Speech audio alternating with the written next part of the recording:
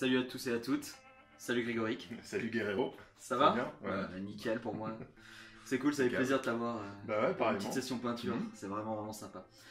Alors on a récupéré des petites pièces de chez Happy Games Factory Voilà. sur du Dracarys, petite exclu. Dracarys, voilà, petite exclu, parce que mine de rien ça va sortir dans un peu plus d'un mois. Oui. Et pour l'instant... Ça dépend quand sur la vidéo, mais ça c'est... Au moment où on les a reçus, c'était ouais, plus d'un mois. Et puis pour l'instant, ça n'a pas du tout été révélé. Effectivement. C'est vraiment de la grosse exclue. Elles voilà. étaient magnifiques, les pièces, Ça elles fait sont plaisir toujours à d'ailleurs, voir. même Oui. peintes, elles sont Même encore pas, plus elles sont encore belles. Ce qui est plutôt sympa. Alors, ouais, on a récupéré des pièces de Dracarys, les prochaines sorties Elite de chez les nains de Orium, merci pour le nom. C'est une unité d'élite qui manquait, puisque en fait, lors du Kickstarter pour Dracarys, toutes les armées avaient une élite sur un socle de 40, oui. Sauf les nains. D'accord. Bon, bah voilà, ils comblent et le donc problème. là, on comble voilà, le manque qu'il y avait Oui. dans la faction. Donc ça, je pense que ça va faire plaisir à tous les joueurs nains qui attendent ça depuis la sortie du jeu en fait. Ouais. Puis quand ils vont voir la figurine, ça va être encore plus plaisant. Ça va être pas mal. Alors, les 3 figurines techniquement. Les 3 figurines, puisque comme toutes les sorties Dracarys, effectivement, on va avoir un corps qui va pouvoir représenter 3 unités différentes. Donc là, on va avoir une unité avec des points de combat, une unité avec une hallebarde et une unité avec une Gatling. C'est une espèce de Gatling de fou. Un truc à âme, je crois. Enfin, c'est ces trucs des nains, c'est l'énergie utilisée, c'est des âmes et tout. D'accord. Ouais, pas envie d'être en face. Déjà, les points, c'est violent, le reste. À mon avis, ça va coûter cher en points, tout ça. Parce que vu les bestiaux, plus impressionnants que les Minotaurs. Ouais, plus. Je sais pas s'ils sont plus grands, faudrait faire pas sûr. Le comparatif, mais ouais, ils ont l'air plus épais en tout cas, plus mastoc, mais les points plus résistants. Les points sont. Enfin, toutes les mains d'ailleurs, même pas que les points. Les points mains sont magnifiques. Les mains sont tellement j'ai grosses. Craqué sur ça. Pareil. Juste puis la position, là, le fait d'avoir, bon, il y a les points fermés, assez classiques, mais alors la position là, de la main qui est ouverte. Avec le doigt qui pointe, hyper beau. Pour pointer, pour montrer le sol, ce que tu veux en fait, c'est vraiment cool. Tu peux faire des socles avec une scène ou un diorama ou quelque chose avec, parce que tu peux lui donner vraiment. Nous on a reçu des... faudrait que je regarde comment ça se passe, parce que nous comme on a reçu les exemplaires en avance, on n'a pas encore le package, on n'a pas les cartes de profil, donc on sait même pas comment ça va jouer au final. Non, on s'en doute. Parce que, on spécule, on n'a même pas le nom de la pièce. On n'a même pas le nom de la pièce, non. Et du coup, les figurines, les unités en plastique de Dracarys sont fournies avec des socles texturés qui sont déjà sculptés avec un petit rocher, des détails et tout. Donc je sais pas s'il y en aura pour ceux-là ou s'ils sont fournis. Je pense que oui. C'est vrai que nous on a fait nos propres socles, mais. C'est à voir. Après, faut voir entre ce qui est sorti chez Don't Panic Games et ce qui sort chez Happy Factory. Je sais pas si de changement les socles au fur et à mesure. Ouais. On verra, ce sera la surprise, on peut pas encore vous le dire. Le géant et les 2 mercenaires qu'il y avait avant, si je dis pas de bêtises, c'était sur des socles classiques comme nous on a eu. D'accord. Donc, ok. On verra, ce sera la surprise. De toute façon, nous, on a fait les socles. Bah oui, on montre comment on les a fait en plus dans la vidéo. Donc voilà. Là, nous avons le corps de la figurine qui est commun aux 3 types d'unités différents. Et on va pouvoir l'assembler en fait un peu comme on veut, puisque les avant-bras et les bras sont séparés et se terminent par des rotules pour pouvoir choisir la position. Donc vraiment, on va pouvoir essayer la façon dont on veut les poser. Au niveau des équipements, on a ici donc la hallebarde avec un point de combat. On a une version avec 2 points de combat et on a une version avec une Gatling et un point de combat.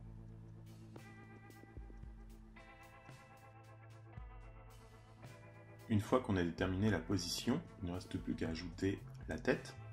Encore une fois, il y a 3 têtes disponibles dans la boîte. Donc là, j'ai choisi la tête avec le motif crâne, qui va donc avec cette unité armée de hallebarde. Enfin, il y a une petite épaulette à ajouter. Alors on avait 3 épaulettes dans le lot, on ne sait pas si c'est le nombre qui est censé avoir dans la boîte, s'il y a une épaulette par figurine, ou si certains modèles sont censés en avoir plusieurs. Vu la position de la figurine, avec le bras en l'air, je ne pouvais pas placer d'épaulette sur son bras droit, donc j'ai mis une épaulette sur le bras gauche, qui fait vraiment renforcer comme ça avec le point de combat. El Guerrero, sur sa propre figurine, a mis 2 épaulettes pour aller avec les 2 points. Voilà, donc il a aussi utilisé un masque différent. et les points sont différents. Donc on a, en fait, on a deux types de points gauche, un fermé comme j'ai utilisé sur ma figurine avec hallebarde, un ouvert comme sur la figurine que vous voyez actuellement, et il y a un point fermé pour le bras droit, et les autres bras droits sont avec hallebarde ou avec la mitrailleuse qu'on peut voir ici. Donc là on a la troisième tête justement avec cette espèce de lunettes.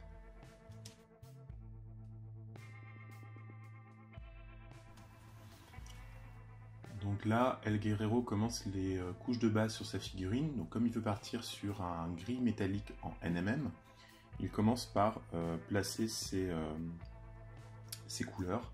Là, il commence avec du Coal Black de P3. Donc il va placer, donc c'est une sorte de turquoise très sombre. Si vous avez du bleu marine foncé de chez Prince Auguste, c'est à peu près la même chose. Voilà. Donc ça permet d'avoir un métallique sombre et légèrement bleuté.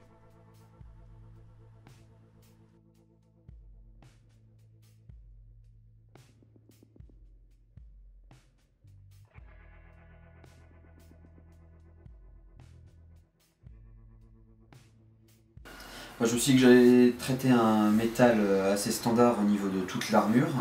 Les rouages, là on le voit pas vraiment, mais il y a un brin assez foncé qui a été passé dessus.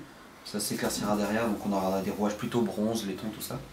Et ici au niveau des gantelets, je vais chercher un contraste maximum en travaillant sur du orange, que je vais bien sûr assombrir avec du brun et rééclaircir un peu à gauche à droite, avec du jaune. Voilà. Ça devrait bien péter je pense à la fin. Voilà. On verra ça dans quelques minutes. Alors après avoir appliqué pas mal de petites nuances de gris, à savoir du Fenrison Grey et du Frostbite en couches successives, on arrive à un traitement du métal assez sympa. Je suis pas encore passé au blanc par manque de temps, mais on finira ça après. Le gantelet a juste pris un petit lavis de Agraxor Shade. On va l'éclaircir tranquillement après, l'ombrer au brun comme on l'a dit. Et les rouages ont pris un peu de orange pour faire ressortir tout ça au niveau du ventre, même s'ils sont pas vraiment de ventre. Voilà. Et bien sûr, je viens de voir que j'ai foutu du orange partout parce que je m'en ai sur les doigts. Voilà.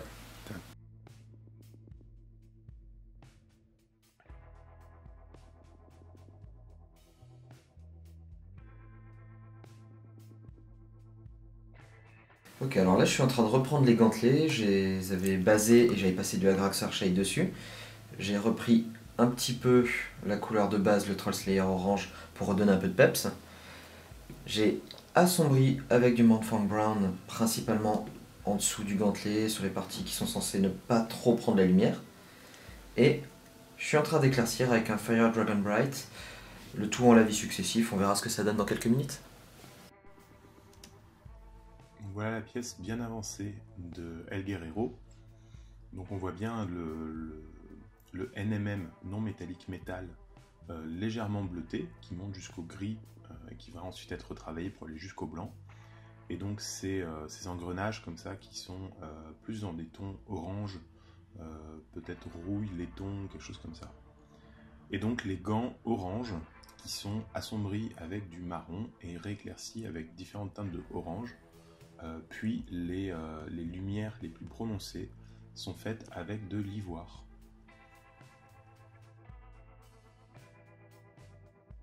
Donc là, vous pouvez voir qu'El Guerrero revient adoucir ses transitions en remettant du orange très très dilué. Le principe est de faire des couches très très fines, ce qu'on appelle des filtres vraiment, du lavis successif pour faire son dégradé.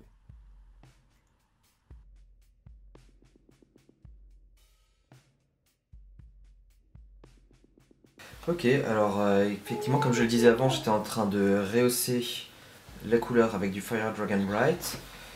Ça marchait plutôt bien. Et pour aller un tout petit peu plus loin, j'ai rajouté du Menot White Base, principalement sur les arêtes pour faire ressortir les petits points de lumière, des petites choses comme ça. J'hésite à passer au blanc, on verra ça à la fin selon la teinte qu'aura prise la figurine. Au final, on va commencer à attaquer d'autres éléments comme de l'OSL au niveau des visières et peut-être au niveau du... Je sais même pas ce que c'est, un fourneau. Une chaudière. Une chaudière, bien vu. Voilà. C'est parti. La figurine est quasiment terminée. Elguero a décidé de rajouter des plaques oranges à divers endroits de la figurine afin de renforcer la cohérence et la chaleur de la pièce malgré un métal très froid. Là on vient poser quelques lumières avec de la couleur os sur le orange. Vous pouvez voir hein, le travail qui a été effectué sur le NMM, sur l'ossature et le léger OSL dans la visière, le OSL en vert. On a vraiment sur le gorgerin comme ça devant un endroit où la lumière vient vraiment taper directement, donc un endroit qui est très clair. Le dégradé est vraiment très agréable. Alors pour réchauffer un peu la figurine, j'ai rajouté quelques petites zones orangées. J'ai aussi traité la chaudière et la visière avec du vert. Alors pour le vert, j'ai utilisé une couche assez foncée de Gnarls Green que j'ai éclairci avec de la peinture Vallejo, un vert des fluo ou un green fluo au choix, et un yellow green pour rehausser tout ça avant de mettre une petite touche de blanc, cet effet un peu lumineux. Ensuite on a fait le socle avec des petites pierres, quelque chose d'assez standard, des touffes d'herbe. Pour la couleur de base j'ai utilisé du Umbra Lumber, un petit Blood Tracker Brown pour le brossage, le premier brossage, et le dernier brossage Omenot White Base. Les grosses pierres ont été traitées avec un turquoise ink, puis j'ai réutilisé mon green fluo pour les rehausser. Voilà, ça change un petit peu des autres socles et des autres pierres qu'on pouvait voir. C'était pour changer un peu du gris aussi, parce qu'il y a déjà pas mal de gris sur la figurine. Voilà où on en est. Je pense m'arrêter là pour l'instant. Pour ma part, j'ai choisi la figurine avec l'hallebarde, que j'ai sous-couché en cuir brun cuir de chez Army Painter. Voilà, donc comme ça j'ai une bonne base pour ma couleur, puisque je sais que je veux faire la figurine dans un genre de métal chaud, peut-être du laiton, quelque chose comme ça. Donc, dans un premier temps, je vais prendre du Dryad Bark de chez Citadel pour poser mes ombres et fignoler en fait cette première couche, cette sous-couche de peinture. Donc je dilue bien ma peinture afin de pouvoir fignoler vraiment les ombres, de pouvoir les poser dans les creux sans que ce soit trop fort. Hein. Là j'y vais pareil en très dilué. Alors c'est pas vraiment du lavis successif la technique que j'utilise, mais je vais pousser la peinture, c'est-à-dire je vais avoir très peu de peinture sur mon pinceau, très dilué. Et en fait quand le pinceau va venir faire contact sur la pièce, il va déposer la peinture et donc je vais pouvoir pousser et diriger la peinture avec la pointe du pinceau pour aller là où je veux. Il faut savoir que quand on utilise de la peinture comme ça, on peut déplacer donc une espèce de goutte de peinture. Alors, c'est pas vraiment si c'était une goutte, c'est que vous en avez trop, mais vous pouvez vraiment déplacer la peinture. Si vous voulez faire un dégradé, en fait, vous allez commencer par l'endroit le plus clair et avancer vers l'endroit le plus sombre de votre peinture.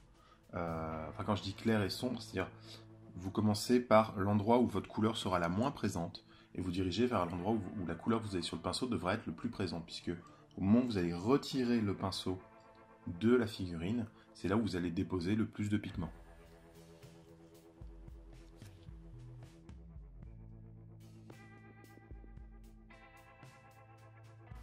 Une fois ce premier ombrage effectué, je vais commencer à poser mes lumières. Je vais utiliser du jaune uniforme japonais deuxième guerre de chez Prince Auguste. Alors c'est un jaune que j'aime beaucoup parce que contrairement à la plupart des jaunes, c'est un jaune qui accroche vraiment. Comme il est un peu sable, il a plus de pouvoir couvrant que les jaunes traditionnels. Donc c'est une très bonne base pour ensuite travailler un vrai jaune. Voilà, donc je viens le poser toujours avec cette technique de pousser la peinture, vous voyez, avec la pointe du pinceau, je viens poser mes lumières. Donc c'est là où la lumière va accrocher, où ma figurine sera le plus claire à la fin. J'insiste bien sur la cage thoracique et je vais pouvoir commencer à travailler les différents éléments.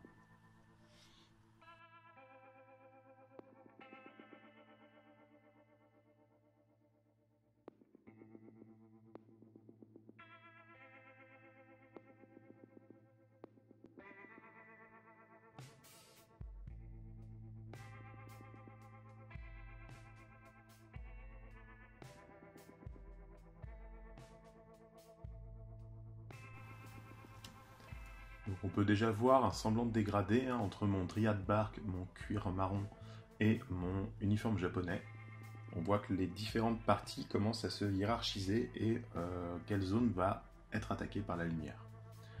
Alors toutes les parties vraiment mécaniques intérieures, comme les bras, les articulations des jambes, etc., ou l'intérieur du torse, je l'ai laissé volontairement en marron, j'y ai pas touché.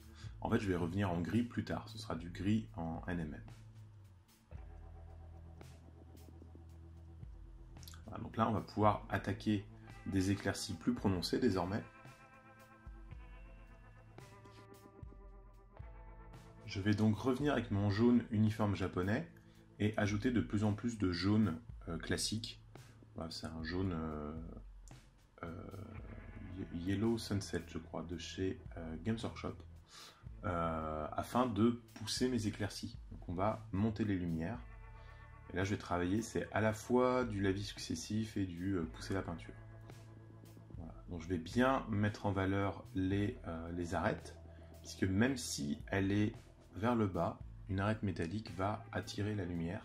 Donc même la petite réflexion de lumière due au sol va se refléter sur le bas des éléments. Donc vraiment les arêtes, il faut vraiment insister dessus quand on fait du non métallique. Maintenant je vais venir avec du Skeleton Bone de Army Painter pour continuer mes éclaircies en fait. Donc je vais refroidir mon jaune en fait en le montant avec une couleur os. Les peintures Army Painter sont très intéressantes parce que même si elles ont un pouvoir couvrant inférieur, elles ont une sorte de gras en fait dans la peinture qui fait qu'elles sont beaucoup plus faciles à appliquer en lavis successif et beaucoup plus faciles à diluer aussi. Voilà, donc on peut beaucoup plus travailler les effets de transparence avec les peintures Army Painter. Je cherche quels sont les éléments qui vont vraiment accrocher la lumière. Là, en 3 coups de pinceau, on peut déjà voir la différence entre la jambe droite et la jambe gauche.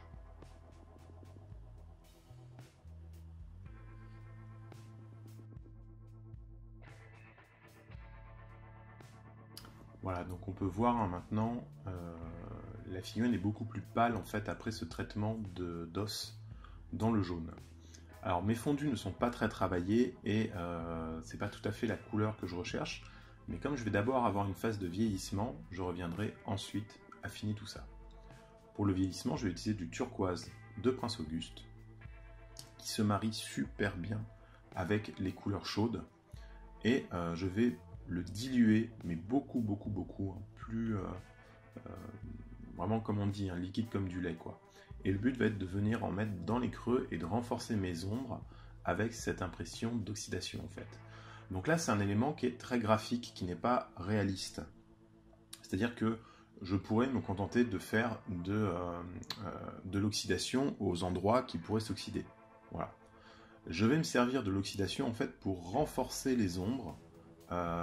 Donc c'est pas une façon, l'oxydation n'est pas posée de façon réaliste du coup, mais de façon agréable à l'œil. Voilà. Donc c'est pas ça, après, c'est au goût de chacun. Hein. Soit on fait quelque chose de réaliste, soit on fait quelque chose de graphique. Moi, j'ai plutôt une approche BD, disons, de ça.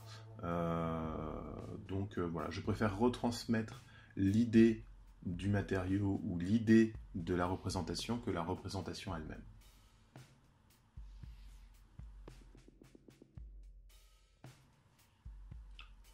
Une fois que le traitement des ombres et de l'oxydation est terminé, je vais venir réchauffer ma pièce avec du Iriel Yellow.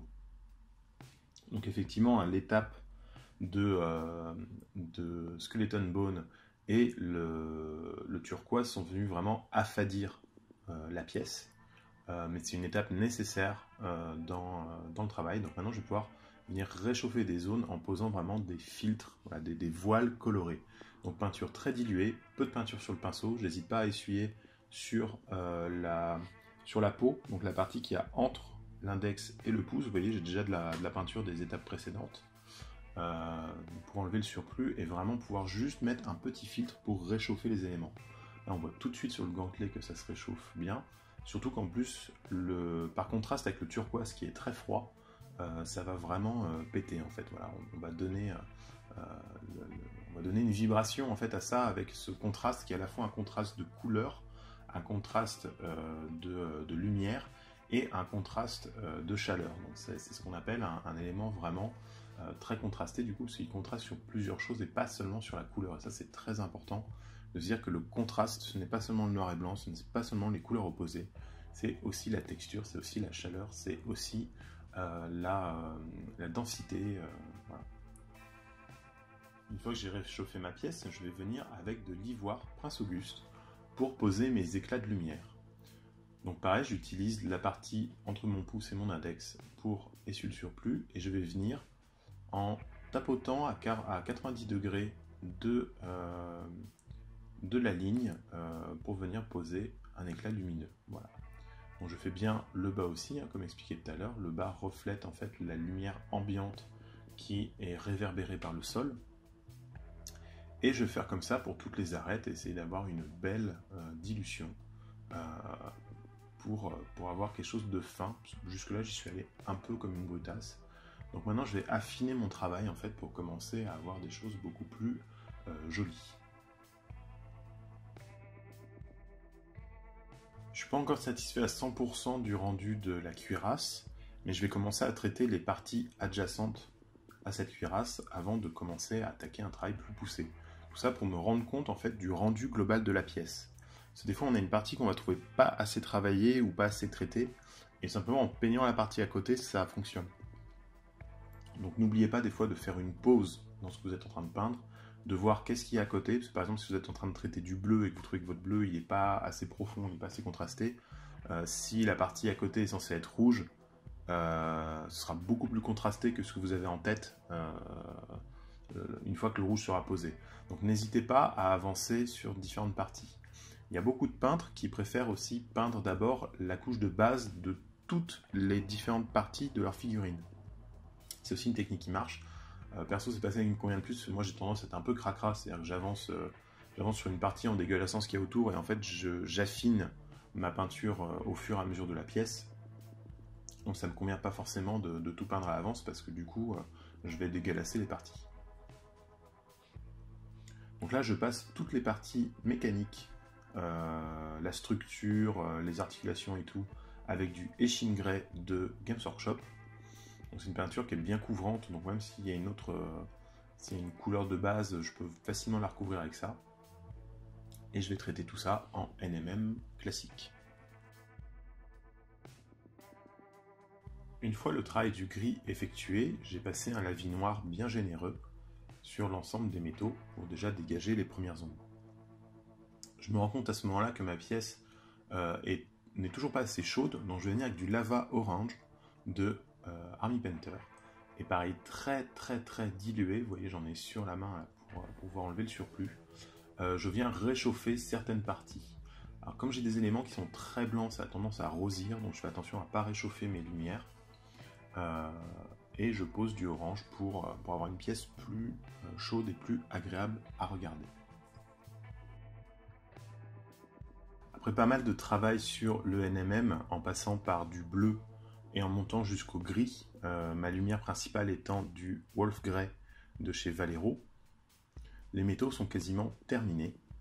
Bon, j'y suis allé un peu brusquement, disons. J'ai aussi rajouté les petites plaques de la cheminée dans la même teinte jaune que le reste de ma cuirasse. Et j'ai commencé un NMM violet rose, peut-être un fuchsia tout simplement, pour les yeux et pour la chaudière. Je suis revenu peindre les rivets de toutes les parties en Wolf Grey, qui a reçu ensuite un petit lavis d'Agrax Earthshade et une pointe d'ivoire pour faire la lumière. Et là, j'ai commencé à travailler la lame avec du violet, donc j'ai utilisé du Warlock Purple de chez Vallejo, non pas Warlock, c'est Warlord je crois. Non, Warlock, c'est ça, Warlock Purple de chez Vallejo.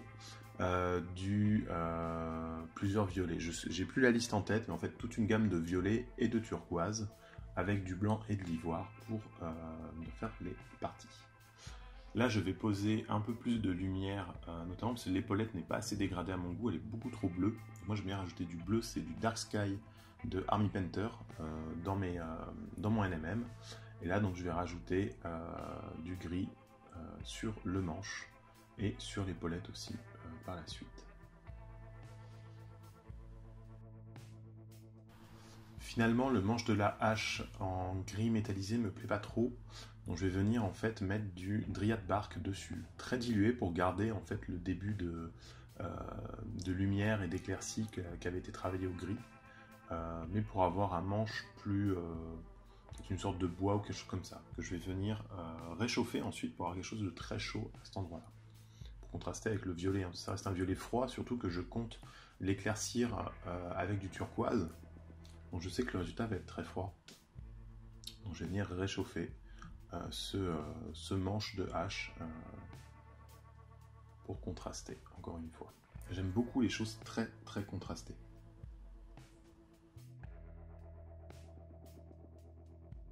Donc pour le travail de la lame, je vais utiliser différentes teintes de violet, fuchsia, rose, ainsi que du bleu et du turquoise pour faire une espèce d'effet cristal sur cette lame. Donc je vais avoir des fondus de manière assez classique à différents endroits. J'espère réussir à faire cet effet un peu BD, justement de lame en plusieurs parties. Vous savez, il y a la lumière qui se pose d'un côté, puis qui se pose à l'opposé sur un segment et à l'opposé sur le dernier segment. Donc j'essaie de faire ça sur la hache, et en fait je vais simuler l'effet cristal en faisant des stries au pinceau. Donc c'est là que c'est important d'avoir un pinceau avec un bon réservoir, comme les Ceraphel qui sont très très très bien. Je vais faire des lignes en fait avec un pinceau qui est bien gorgé, mais pas trop, faut pas que ça fasse de gouttes. La peinture est très liquide, et en fait avec une pointe bien affinée, je peux vraiment dessiner des lignes très fines, comme j'ai besoin pour le faire. On va maintenant s'attaquer au socle. Donc pour ce faire, je récupère un socle classique. Et j'ai préparé en fait une feuille de plastiroc. Donc, le plastiroc, c'est une pâte à modeler, une sorte d'argile qui sèche à l'air libre et qui est très friable. Donc je prépare des plaques comme ça d'avance que j'aplatis avec un rouleau. Et ensuite je peux les casser très facilement pour faire des espèces de dalles sur mes socles. Donc je les colle à la superglue. Voilà, je remplis bien mon socle de superglue. Et ensuite je vais pouvoir venir placer les éclats en fait pour simuler un dallage. Donc je choisis bien la face, je peux les casser, je peux travailler avec l'ongle directement dedans ou avec des outils comme un scalpel, une pointe ou même un stylo bic. Si je veux faire un dallage, en fait je vais dessiner le dallage au scalpel très fin sans traverser, sinon je casse la plaque, et je vais pouvoir venir écarter les lignes avec un stylo bic tout simplement pour entamer la forme. Voilà, donc je pose mes éléments pour que ça ait l'air le plus naturel possible, mais que ce soit aussi graphique. Donc avoir une petite faille ici. Voilà, et même le moindre petit débris peut servir hein, pour faire ça. Alors j'ai choisi un socle assez simple au final, je ne vais pas faire plusieurs épaisseurs ou quoi. Ça va être assez plat et je comblerai les interstices avec du sable.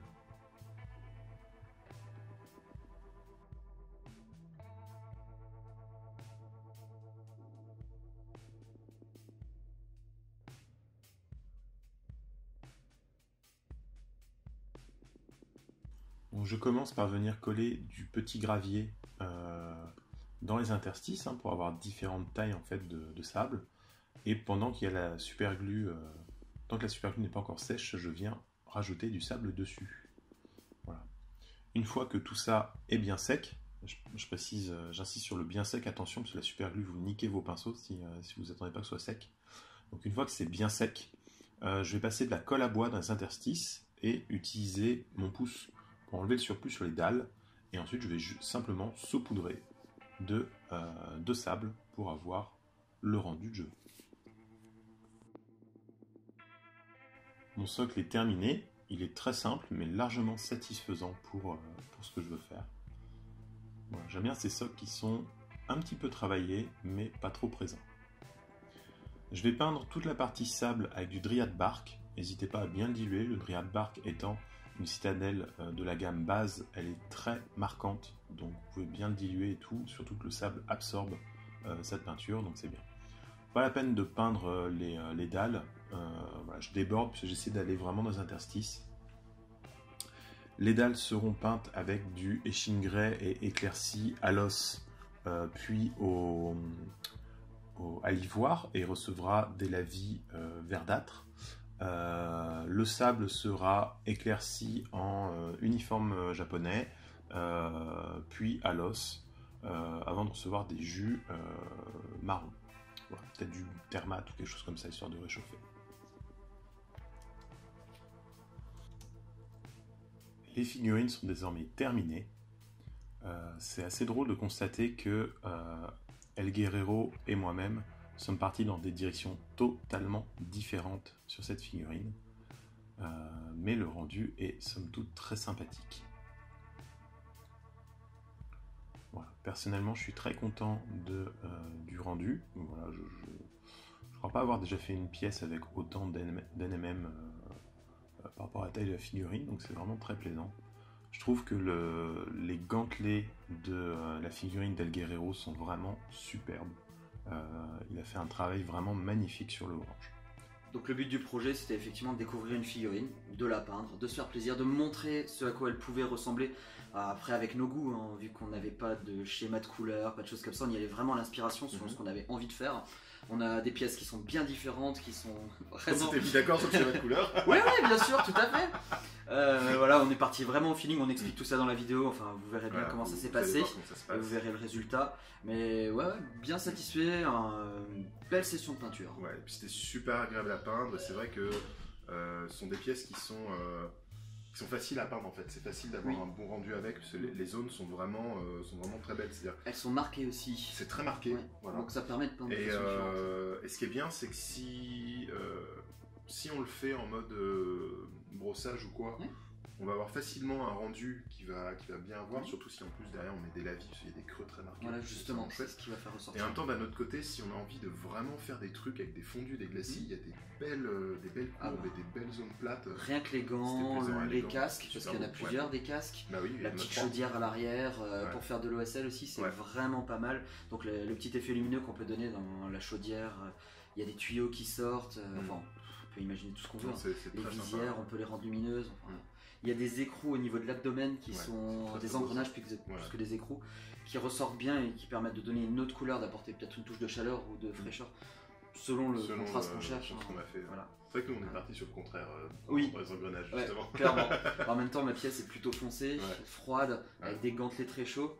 Et donc forcément j'ai fait les engrenages pour avoir un petit rappel plutôt sur du chaud, un brun orangé comme ça. Je pense justement il y a moi je me dis la façon dont je les peins assez uniformément, mais je me dis justement entre les épaulettes, les plaques sur les gantelets et tout, si on veut rappeler un couleur de schéma d'armée pour aller avec le reste des nains, c'est des zones qu'on peut peindre, je sais pas, par exemple en rouge, si on me disait que tous nos nains avec une gamme rouge, faire ces parties là en rouge, ça peut bien péter malgré le métal du reste de la figurine. Donc et puis il y a des plaques de métal à différents endroits sur toute la figurine, les tuyaux à l'arrière il y en a, en dessous de la chaudière il y en a. Sur les épaulettes, on en a partout. Donc, en fait, on peut faire des rappels de couleurs à gauche à droite sur des petites zones, ce que ça va pas bouffer toute la figurine. Ça, on peut faire vraiment un gros truc métallique, parce que c'est un peu le but, c'est une espèce de golem mécanique, ou des armures. Non, ça a pas l'air d'être des armures, ça a l'air d'être vide quand même, comme tout. Ça a l'air d'être entièrement mécanique. Je sais pas, c'est pas creusé. Je pense pas qu'il y ait un nain de. Non, mais vu les proportions, je pense pas qu'il y ait un nain. Non. Je pense pas qu'il y ait quelqu'un dedans. Ils sont assez massifs les nains, je pense qu'ils ne rentrent même pas dedans au niveau de la largeur d'épaule. Ouais, c'est ça. Pas possible. Et du coup, c'est vraiment tout métallique en fait dans l'idée, mais on a les zones qu'il faut pour rappeler les couleurs du reste de l'armée. Je trouve ça plaisant. On aurait peut-être pu les traiter autrement comme métallique, peut-être chercher quelque chose d'autre comme de la pierre ou autre. Parce que je sais pas, vu la forme que ça, alors ça peut être très sympa à traiter en pierre, je pense, mais je sais pas, tu vois l'espèce de cage thoracique, pour moi elle rappelait clairement du métal quoi. C'est vrai que ça peut être sympa, genre des points en de la céramique. Ça pourrait être cool. Comme je fais sur mes immortels. Ouais, c'est vrai que ça pourrait être vraiment sympa. Mais les points en pierre, ça peut être très sympa. Oui. Gros points en granit là. Mais ça donne envie de faire des points à la Hellboy. Clairement. L'inspiration, je pense que justement, puisque tu parles de Hellboy, j'ai un copain à qui j'ai montré la figurine finie, qui m'a dit que ça ressemblait vachement à Black Flame la Flamme Noire, qui est un personnage secondaire de BPRD. J'ai pas assez de culture de ce côté-là pour voilà, le savoir. Dans l'univers de Hellboy, il y a un personnage, effectivement, il m'a montré la photo, et effectivement, la cage thoracique est vraiment très similaire et tout. Et du coup, alors je sais pas si Mand l'a sculpté en pensant que Mand, il a plein de références partout. Je pense que Hellboy, il connaît l'univers et tout. Enfin, je sais qu'il connaît Hellboy, donc je pense que le reste de l'univers, il connaît sûrement. Donc est-ce que voilà, c'est un clin d'œil caché? Est-ce que c'est il nous répondra quand il verra la vidéo. Quand il verra la vidéo, il répondra, voilà. Rien du tout. Coucou, Mand. Mais effectivement, voilà, s'il y a des fans de Hellboy, s'ils connaissent ce personnage, il y a moyen de se faire plaisir. C'est vrai que maintenant que j'ai vu la photo, je me dis merde, j'ai envie d'en convertir un maintenant pour. Il nous en reste un, on en a pas que 2. Ouais, mais faut faire sauter la tête pour faire la conversion, donc c'est un peu dommage. Mais je me débrouillerai. Ouais. On verra. Pas trop difficile pour toi. Ça va aller. Donc ouais, c'était une belle session de peinture. Alors pour ma part, j'ai plutôt fonctionné avec des lavis successifs sur les parties très arrondies. J'ai tenté un NMN qui est bon au final, encore un peu approximatif au niveau du métal standard. Mais bon, ça manque de quelques éclaircies encore, mais on pourra encore un peu la retravailler. Mais ouais, sur les gantelets, vraiment du lavis successif pour aller chercher des contrastes entre un brun très foncé qui va tirer après vers le rouge, le orange très clair. Chercher des zones de lumière pour vraiment attirer le regard à cet endroit-là. Pas mal de luminosité au niveau de la visière, des petits points comme ça à gauche à droite. Vraiment faire en sorte que l'œil aille regarder les parties que j'ai probablement le mieux réussi. Ouais, voilà. Bah, tes gantelets ils pètent, hein, ton orange. Tu maîtrises bien le orange. Merci. C'est une couleur qui est chère à l'entreprise. Et toi, ta technique est vraiment totalement différente. Ouais, enfin, je suis quand même sur plus ou moins des lavis quand même successifs. C'est des couches très fines voilà, que je vais éclaircir. Je pars d'un brun jaune en fait. Après, je l'assombris avec du turquoise. Je le rééclaircis jusqu'à l'os, jusqu'à l'ivoire. Après, je trouvais que c'était pas assez chaud, donc j'ai remis du jaune. Enfin bon, tous les détails, vous les aurez. Mais ça reste quand même plutôt du lavis. D'accord, j'ai l'impression que les transitions étaient plutôt marquées, donc pour moi c'était pas vraiment... Parce que je maîtrise pas trop les fondus. C'est pas moi qui vais donner des cours là-dessus, hein, mais bon... On essaye en tout cas, on s'est bien éclaté sur la pièce. Ça m'a permis de progresser sur pas mal de choses. Alors, en même temps, elle est bien faite pour pouvoir retravailler plusieurs zones, principalement les arrondis au niveau du gantelet, mais pas l'avant du gantelet, plus la partie haute, la jonction avec le bras qui permet aussi de travailler. Exactement, qui permet de travailler vraiment un fil lumineux. C'est vraiment bien, ça permet de retravailler. Tu peux le reprendre 3-4 fois, changer de couleur, retravailler ta couleur, la renforcer. Ou au contraire l'atténuer un petit peu, la rendre un peu plus pastel. C'était vraiment bien. Tu peux travailler tranquillement, la vie successive, tu mets pas des gros pâtés, tu vas repasser 10 fois dessus, ça pose pas de problème. Bon merci d'avoir regardé la vidéo, merci à Happy Games, merci à toi. Merci à toi pour le projet, c'était super comme idée. Vraiment cool. Et puis santé à la peinture, santé à la filleune, santé à Happy Games et santé à nous. Quand même, qui a sculpté les figurines, voilà, une belle sculpture de Mand.